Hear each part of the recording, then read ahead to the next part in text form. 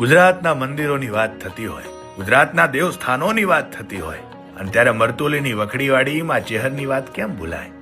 વાત છે 1996ની, કે જ્યારે મહેસાણા જિલ્લાના મરતોલી ગામે માં ચેહરનો હવન હતો. ચારે બાજુથી માનો મહેરામણ ઉમટી પડ્યો. ધાર્યા કરતા વધારે લોકો આવવાથી લાડુની પ્રસાદી ખૂટવાની ચિંતા થઈ. ત્યારે મહાદેવ બાપાએ એમાં ચેહરનો દીવો કરી 5 લાડુ એમના ચરણે ધર્યા અને 1 ફૂટ લાંબી ચૂંદડી પ્રસાદના એ થાળ પર ઓઢાડી. અને થોડા સમય બાદ જ્યારે લાડુ લેવા જાય છે ત્યારે સૌના આશ્ચર્ય વચ્ચે 1 ફૂટની ચૂંદડી 10 ફૂટની થઈ ગઈ અને થોડોક પ્રસાદ હજારો ભક્તોમાં વહેંચાય અને તેમ છતાં ખૂટતો નથી. આજુબાજુના ગામોમાં પણ એ પ્રસાદ પહોંચાડવામાં આવે છે. એ ચમત્કારના પુરાવા રૂપે આજે પણ આ મંદિર ખાતે 5 લાડુ અને ચૂંદડી હાચવીને રાખવામાં આવ્યા છે. આટલા વર્ષો પછી પણ લાડુ બગડ્યા નથી, એ પણ એક ચમત્કાર જ કહેવાય ને.